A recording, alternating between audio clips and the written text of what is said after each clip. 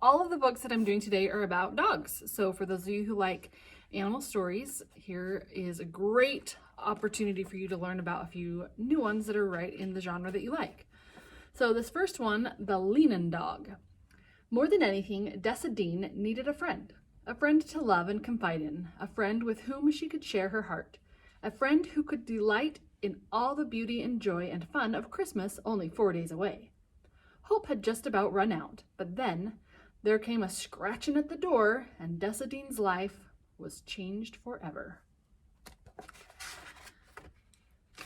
This one is a Lexile level of 960, so it's a little bit higher, but it reads pretty smoothly. It's just got some tougher words in it.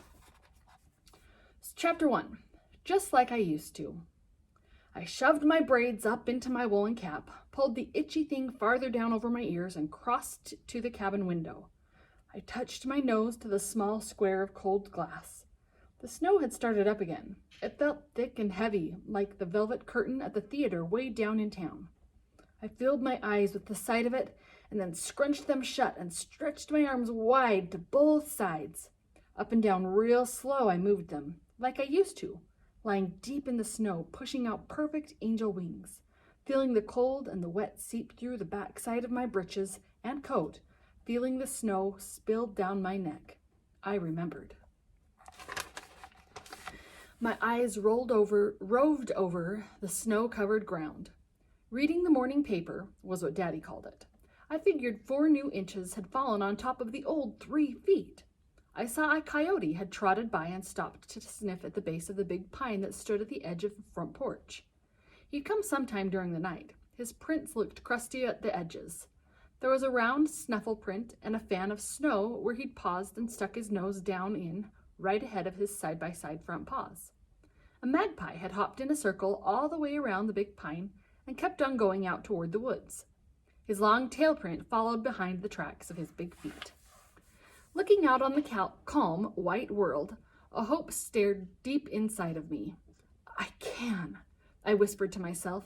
I can, just like I used to. I called up what Daddy said was my stubborn streak and snatched my coat off one of the fat 10-penny nails Dad had hammered into the wall to hold our outdoor duds and knapsacks. I stuck my arms through the sleeves as quick as I could, buttoned it lickety-split. My heart started to thud, but I ignored it. My jaws commenced to ache from the clenching my teeth. I ignored them too. I can. I tried to say it in a stubborn manner. The steel latch on the cabin door was cold as death to my fingers. I'd met Daddy right outside. That's what I told myself, and say good morning, and he would give me the biggest smile. His eyes would look surprised, amazed, and proud as all get out. I lifted the latch and the cabin door swung out. Frigid claws of air sliced at my face. My hands flew up to cover my ears under the woolen cap, and I hadn't even told them to. I can. My heart pounded so that I thought it would burst through my chest. Out the door, I pushed myself onto the front porch. Nettles of dry snow pelted my cheeks. I looked up and my breath caught in my throat. The sky was so gray, so low. Masses of clouds as big as the continent of Africa rolled past over my head. Pressing my ears tight against my head, I forced my eyes down to the porch and made myself concentrate on the wooden planks. I tried to step just where the snow had blown off and the boards showed. I pushed my feet past the knothole shaped like a wolf's head. It was smack in the middle of plank number 4, counting from the cabin door. I stepped onto plank number 6 with the 11 nail scratches in it. Snow covered most of them. I made a new scratch on my birthday every year. I had started carving them when I turned 4, and the marks from back then were shallow and wiggly. They got deeper and straighter each year. I forced my feet over my birthday lines and across plank 7 and plank 8. There were only 2 more boards to the edge of the porch. I can. But my ears were starting in. The ache commenced. The ache stretched from my ears to my toes. The losing mama ache. I can. My voice sounded small and raggedy and muffled. I was almost to the edge, almost to where the porch stopped and the wide world began. There was hardly any steam coming from my mouth now. The air I gasped in, but I couldn't let it go. I blinked my eyes, scrunched them tight to stop the tears. But I told my legs to keep on, and they did, pushing me out to the edge, out to the edge. The sky seemed to drag on to the tops of the pine trees, coming lower and lower, squeezing me, making my head spin.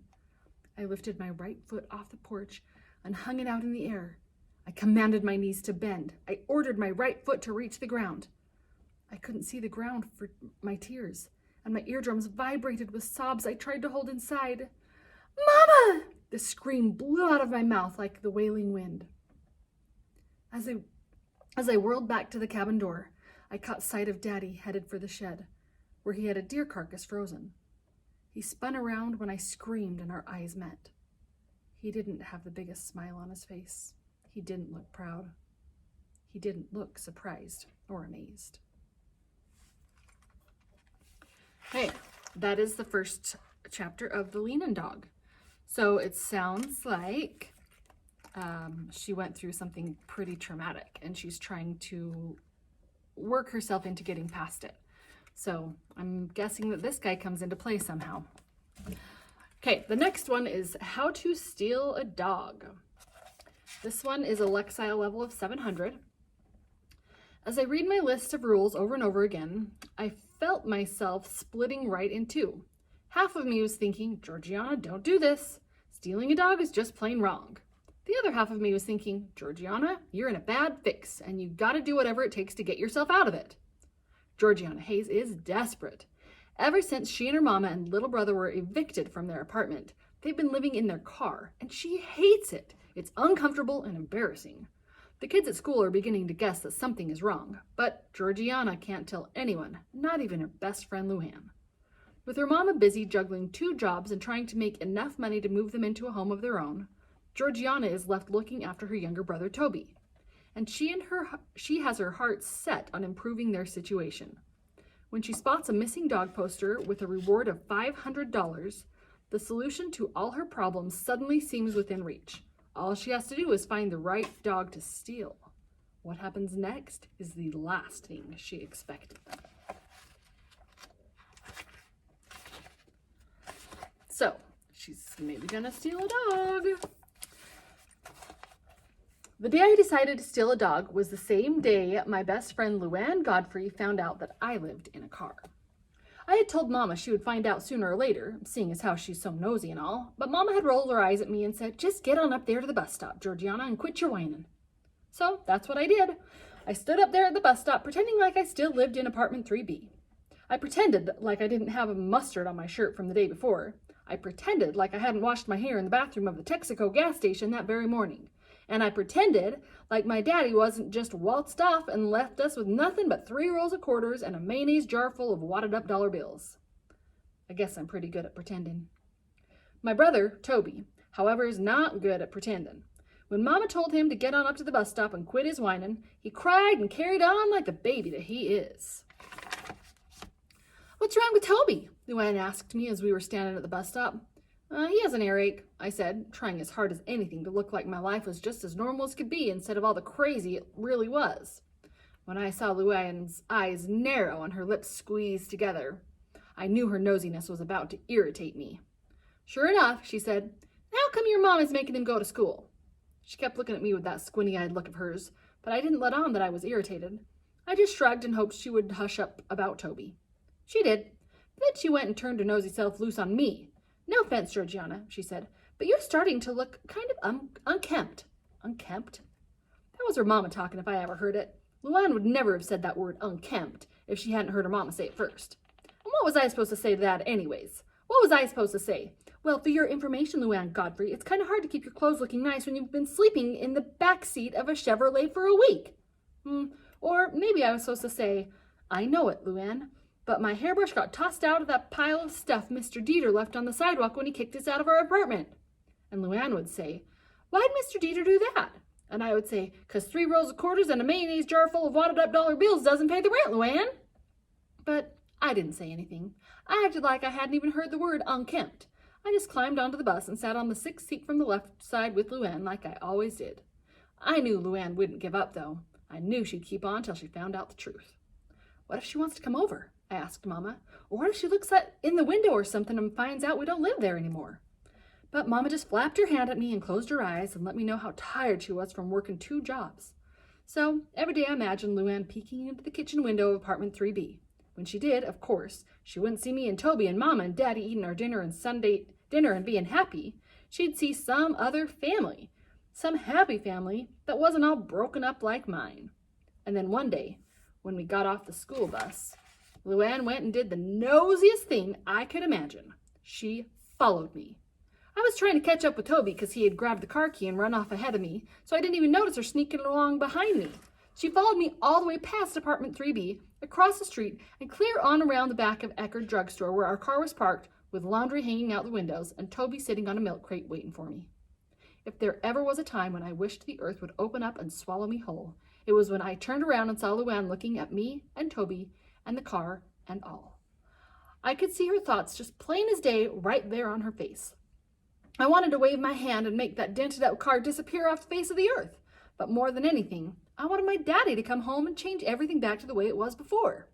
I set a smile on my face and said, "It's just temporary," like Mama had said to me about 100 times. Luann turned red and said, "Oh, when Mama gets paid, we're moving into our new apartment," I said. "Oh." And when we both just stood there looking at our feet, I could feel the distance between us grow and grow until it seemed like Luann Godfrey, who had been my best friend for forever, was standing clear on the other side of the universe from me. Finally, she said, "I better go." But she didn't. She just stood there, and I squeezed my eyes shut and told myself not to look pitiful, and for heaven's sakes, don't cry. And then, of course, Toby had to go and make everything worse by saying, "Mom left a note saying that she's working late, so we're supposed to eat that macaroni that's in the cooler." Luann arched up her eyebrows, and she said, "I haven't seen your daddy in a long time." That did it. I couldn't stop the tears from spilling out of my squeezed up eyes. I sat right down there in the drugstore parking lot and told Luann everything. I felt her arm around me and I heard her saying something, but I was too lost in my misery to do anything but cry. When I was all cried out, I stood up and brushed the dirt off the seat of my pants, pushed the hair out of my eyes and said, "Promise you won't tell?" Luann nodded. "I promise." "I mean, not even your mama." Luann's eyes flickered for just a second, but then she said, "Okay." I crooked my pinky in the air and waited for her to give me the pinky promise, but she hesitated. I stamped my foot and jabbed my pinky at her. Finally, she crooked her pinky around mine, and we shook. So that is How to Steal a Dog. Next one is The Summer of Riley. There were 21 squares on the calendar, one for every day Riley had left. I X'd out the first one in red. 1 day used up, 20 to go. And I tried hard not to look at the last red square, not to think what it meant. All day long, I tried not to see Riley's face on our flyers. I tried to make this sort of a game, a challenge, and not remember what the reward would be or what would happen if we lost. Did Ellis Porter have a calendar too? And was he staring at it? Planning what I was planning? A life for a life. A dog for his cat. It didn't matter to him which dog. Riley would do fine. This one is a Lexile of 540, so it'll be a quick read for quite a few of you. Chapter 1. I got my dog Riley exactly 2 months after my grandpa died. Grandpa lived with us, and he was my best pal. To tell the truth, I think Mom let me get a dog so I'd start feeling better. She drove Grace and me to into Portland because it's good to get an animal from the pound. You could be saving its life. I picked mine out from all the other dogs right away. A lab, not quite purebred, but great looking anyway. His coat was the color of a lion's, but smooth and shiny. I'd say he's got some collie in him too, the pound man told us. I thought you wanted a middle-sized dog, Grace said. I thought I did. I hugged Riley around his middle. I changed. Grace nodded. Cool. Grace is my best friend, even if she is a girl. I guess boys, or at least boys my age, which is 11, are not supposed to even like girls. But I like Grace, and I don't care what anybody thinks. Was he a stray? Mom asked the pound man. He shook his head. He was turned in by his owners. That's how come he has a name already. He looked at me. You can change it if you like. I said. Riley's just fine. Mom was frowning. Why did his owners turn him in? He's not a biter, is he? No way. The pound man put his hand under Riley's chin. Is this the face of a biter? I can spot one of those right away. They even smell bad-tempered. He rubbed his knuckles up and down on Riley's forehead, and Riley squirmed with joy. As soon as he stopped rubbing, I started. I'll do this for you every day when we get home, Riley, I whispered, okay? I think his owners had to move and couldn't take him, the pound man told us. It wasn't that they didn't want him. I think we want him, right, William? Mom smiled at me. The pound man looked at Mom. Grace gave me a nudge. We always think it's funny the way guys about drop dead over Mom. He likes her, Grace whispered to me. At least he didn't ask her if she's my sister, I whispered back. While we were signing the papers and paying for all the things you have to pay for before you adopt a dog, we told everyone how Riley was going to love being with us, how we were going to take great care of him, and how we were going to have a nice fenced yard that runs all the way around our house for him to play in. The yard's a field, really, since where we live is almost in the country. Grace's house is a half a mile or so down the road, toward Monk's Hill, where we go to school, and there's only Mrs. Peachwood's little ranch in between. Sounds great, the pound man said.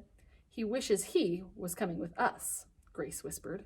Riley sat in the back of the station wagon with Grace and me.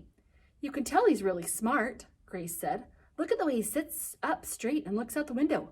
Most dogs would be freaking all over the place. I patted his head. I knew he was smart the minute I saw him. Actually, I'd never thought about his smarts. I just loved his face, his velvety ears, the way he licked my face with his slobbery kisses, the dog smell of him. I buried my nose in his neck and took a good sniff now. Mom grinned at me in the rearview mirror. I think it was love at first sight. Right, William? I rolled my eyes. Oh, Mom. We let Grace off at her driveway because she goes to her flute lessons on Tuesdays. That's Miss Peachwood's house, I told Riley, as we passed our next-door neighbors. We usually call her Peachy. Most of the time she's out in the front field there with her horse. His name is Sultan of Cabur. You'll like him a lot. Right now, the two of them have gone to Peachy's sister's up in Washington. They go every July. And over there is our house. Do you like it, Riley? It's your house now, too. And I had this great rush of happiness, the kind I hadn't had since Grandpa died. But when we turned into our long, dusty driveway, I couldn't help thinking how great it would have been if Grandpa had been in the house waiting for us. Close by the porch was a big hole he and I dug for the fish pond, and the humongous pile of earth beside it. We were turning that into a rock garden. The pond was going to be 2 feet deep and 10 feet wide. At first, we'd thought about it. It would be round, but then we decided on a free form instead. It's easier. We'd already been to Pete's Hardware in Monk's Hill and ordered the pump and the filter for the pond. They were supposed to be delivered in 2 weeks from some place in California. They hadn't come, and it had been about 2 months. Maybe Mom had canceled them, or maybe Pete just knew the fish pond would never be finished and canceled them himself. The big roll of black butyl liner was still rolled up on the porch. There had been days and nights of rain since Grandpa died, and our hole was great and muddy, with leaves floating in it. The mound of earth was solid mud. William, Mom had said gently about a week after Grandpa died, how about us finishing up that pond, you and I? I said with tears welling up behind my eyes. Not without Grandpa. Well, then how about filling it in? She asked me twice. We can't just leave it, she begged. The second time she said, we could call Dad. He'd help you. The two of you could work together. So that's the first 4 of Summer of Riley. With the title of The Summer of Riley, it makes me wonder if there's something that's going to happen to him. Next one